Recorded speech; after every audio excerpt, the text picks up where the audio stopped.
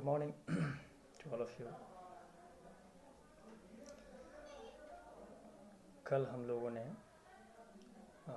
Food chapter का page number 1 and page number 2 पढ़ा। आज हम लोग पेज नंबर 3 स्टार्ट करने जा रहे हैं। तो जैसा कि पेज नंबर 3 में दिया गया है, कुछ फूड आइटम्स हैं और उसमें जो इंग्रेडिएंट्स यूज़ किए गए हैं उसके प्रिपरेशन में, उसको तैयार करने में, उसके नाम हैं। तो मैं बारी बारी से सारे इंग्रेडिएंट्स को पढ़ूँगा। जैसे बॉइल्ड राइस, देखिए बॉइल्ड राइस मतलब राइस को बॉईल किया गया, तो इसमें कौन कौन से इंग्रेडिएंट्स यूज़ किए गए। एक तो राइस यूज़ किया गया, दूसरा इसमें वाटर यूज़ किया गया। ये बहुत ही कॉमन चीज़ें हैं, घर में अक्सर आप देखते होंगे चावल पकाने की जो कि तरकीब है। वेजिटेबल फ्राइड राइस, अगर वेजिटेबल फ्राइड राइस है तो इसमें rice, peas, carrot, salt, oil and water, ये सभी चीज़ें यूज की गए। इसके बाद चिकन फ्राइड राइस में हम चिकन, राइस, स्पाइसेस यानी मसाले, वाटर एंड ऑयल, इन सब चीज़ों का इस्तेमाल करते हैं, तब जाके हमारा चिकन फ्राइड राइस तैयार होता है। तो इसी प्रकार से कई और भी डिशेज़ हैं जिसको तैयार करने के लिए अलग अलग इंग्रेडिएंट्स का यूज़ किया गया। और इंग्रेडिएंट्स मैंने बताया था, the materials that are used to prepare any dishes, है ना, आर कॉल्ड इंग्रेडिएंट्स। तो you would notice that the main ingredient used in making the above food items is either rice or wheat flour. Main जो food है, basically जो ingredients है, उसमें कहीं ना कहीं आप देख रहे हैं चावल या व्हीट अक्सर आ रहा है। तो that is why rice and wheat are called staple foods. इसीलिए देखिए क्वेश्चन भी पूछा जा सकता है कि राइस और व्हीट को हम स्टेपल फूड क्यों कहते हैं, क्योंकि ये लगभग हर डिश में यह कॉमन है, इसका इस्तेमाल होता है। So rice and wheat are also called staple food and they are the basic food items in our diets. और ये जो है हमारे भोजन की एक ज़रूरत है, एक आधारभूत ज़रूरत है। और पेट भरने के लिए हमें चावल नहीं तो, है ना, रोटियां खानी ही पड़ती है।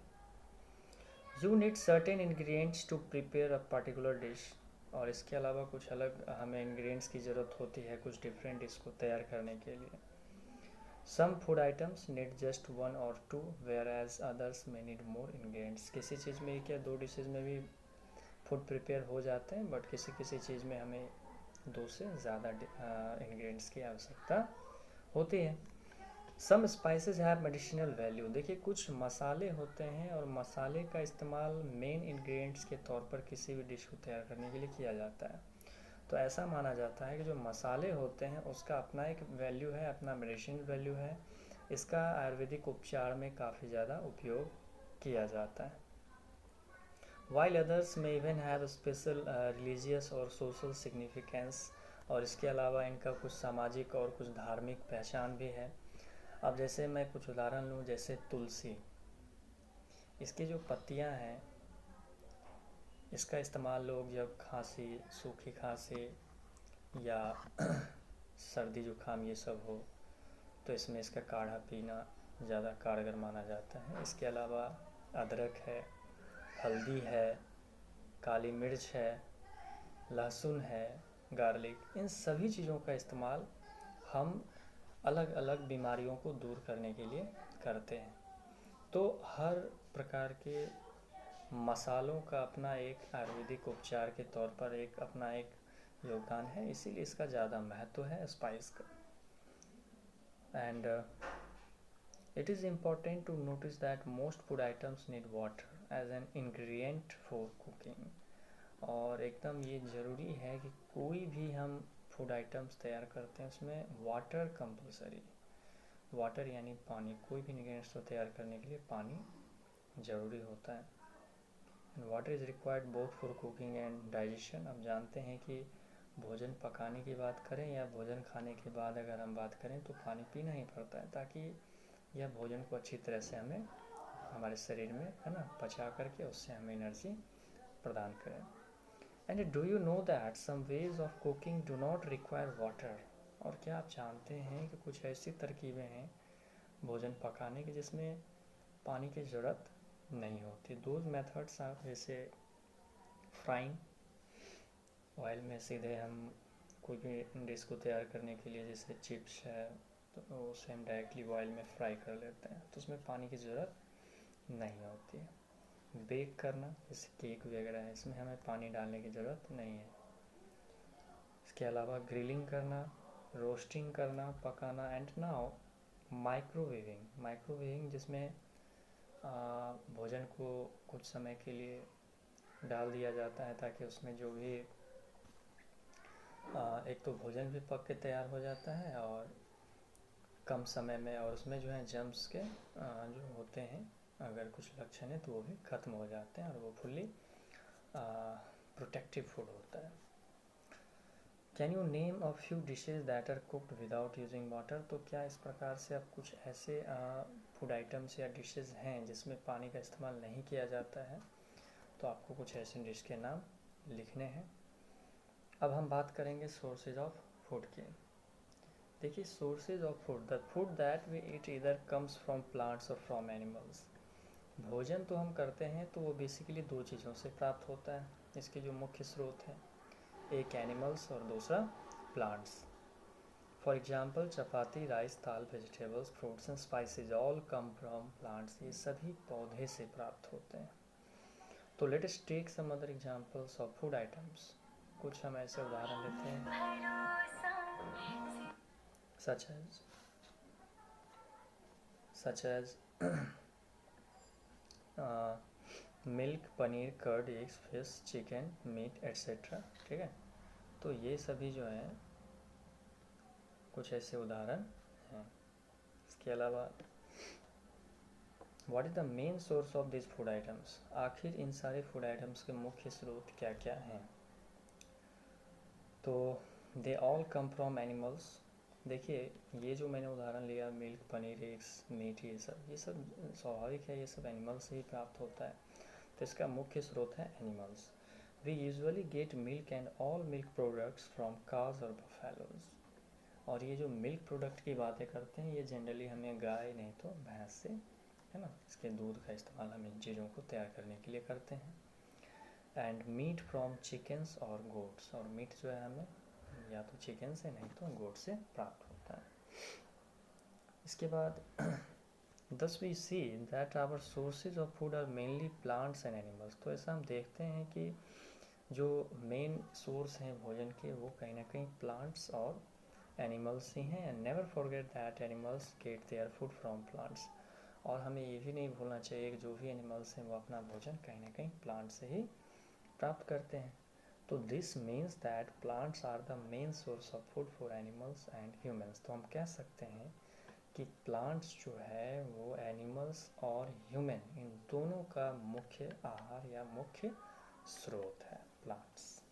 ठीक है, तो you must have observe that in preparation of one particular dish the sources may be both plant and animal. तो हम कह सकते हैं कि जो ही डिश हम तैयार करते हैं वो उसमें जो इंग्रेडिएंट्स यूज़ होते हैं वो इंग्रेडिएंट्स कहीं ना कहीं या तो प्लांट से प्राप्त होते हैं या फिर हमें एनिमल से प्राप्त होते हैं। ठीक है, अब हम बढ़ेंगे अगले पेज की ओर।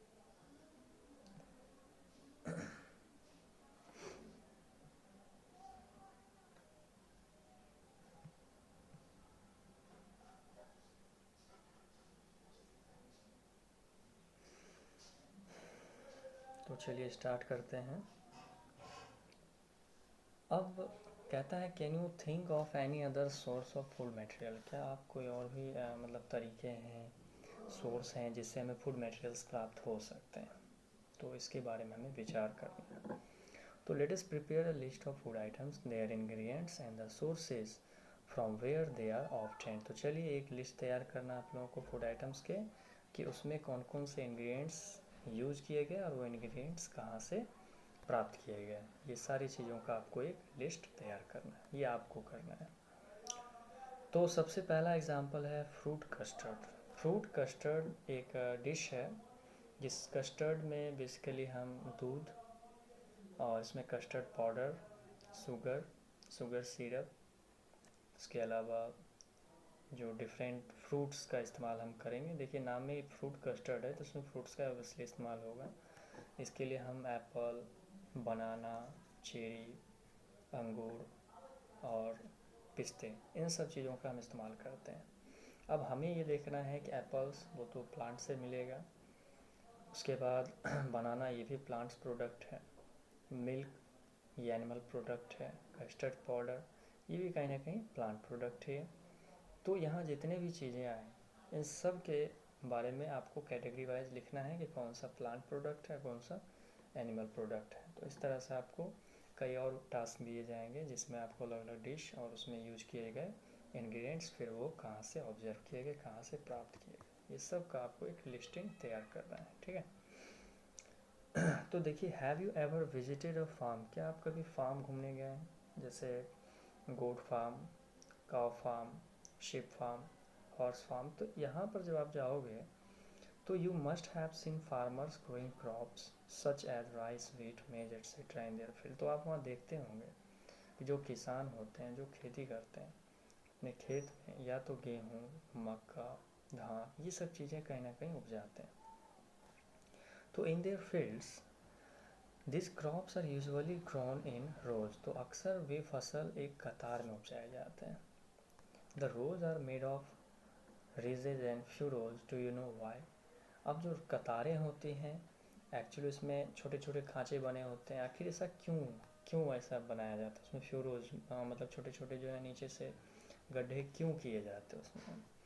तो देखिए, this arrangement makes it easier for manure and water to reach the plant roots, ताकि पौधे की जड़ तक आसानी से वाटर और मिनरल्स पहुंच सके।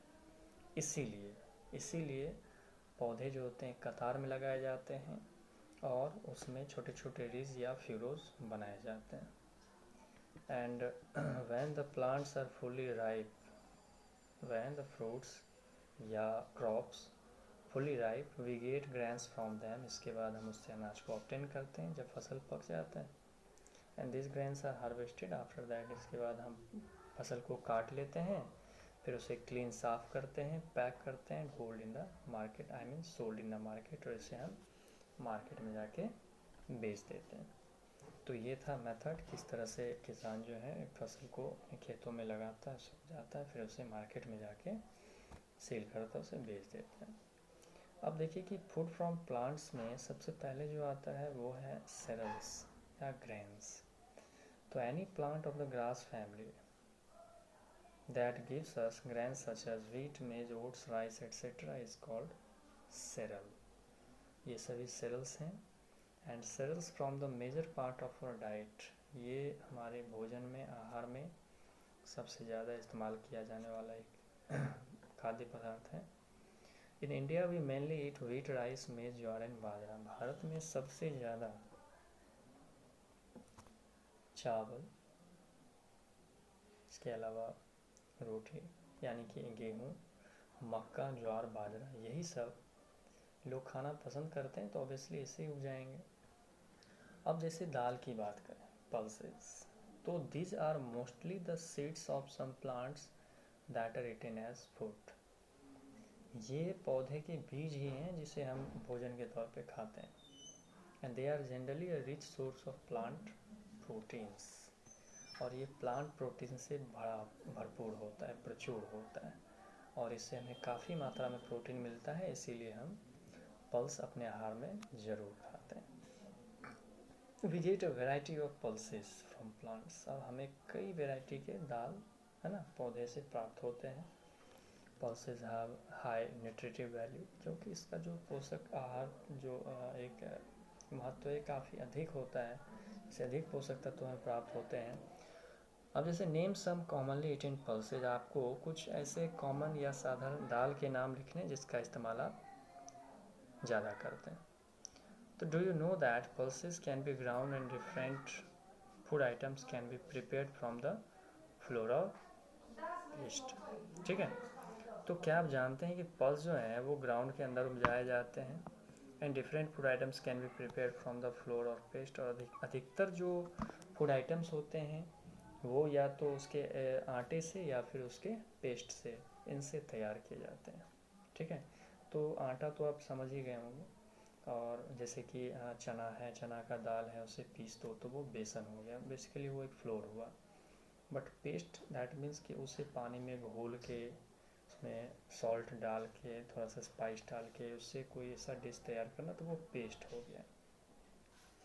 इसके अलावा हमें वेजिटेबल्स भी प्राप्त होते हैं, और vegetables from an important part of our diet, हमारे डाइट का सबसे ये मेन एक हिस्सा है वेजिटेबल्स, क्योंकि खाना खाते हैं सिर्फ चावल दाल से पेट नहीं भरेगा, इसके लिए हमें अलग से ग्रीन वेजिटेबल्स का भी इस्तेमाल करना होता है, क्योंकि इसमें विटामिन्स और मिनरल्स काफ़ी ज़्यादा हमें मिलते हैं, और ये प्रोटेक्टिव फूड भी कहलाता है। तो हमारे बॉडी को डिजीज़ से बचाने के लिए वेजिटेबल्स खाने आवश्यक हैं, और ये कई मामलों में हमारे शरीर को हेल्दी भी रखता है, फिट भी रखता है। तो ऑब्वियसली प्लांट्स प्रोडक्ट है वेजिटेबल्स, तो ये हमें खाने ही चाहिए।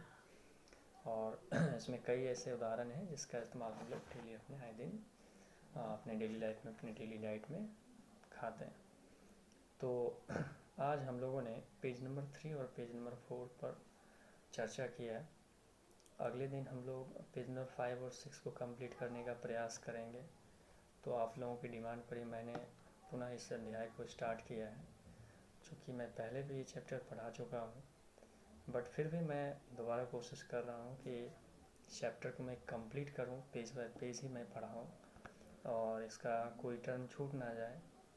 और आप लोग जब ये चैप्टर कंप्लीट होगा तो आप लोग खुद से, है ना, मैं इसके ऑब्जेक्टिव्स करवा दूंगा, बट इसके क्वेश्चन आंसर्स आपको खुद से करने होंगे। और कोशिश कीजिए कि मेरे पढ़ाने के बाद आपको खुद से एक बार खुद से सेल्फली आपको स्टडी भी करना है। उसके बाद जो छोटे छोटे क्वेश्चंस होंगे वो भी सॉल्व होते चले जाएंगे। तो आज के लिए इतना ही।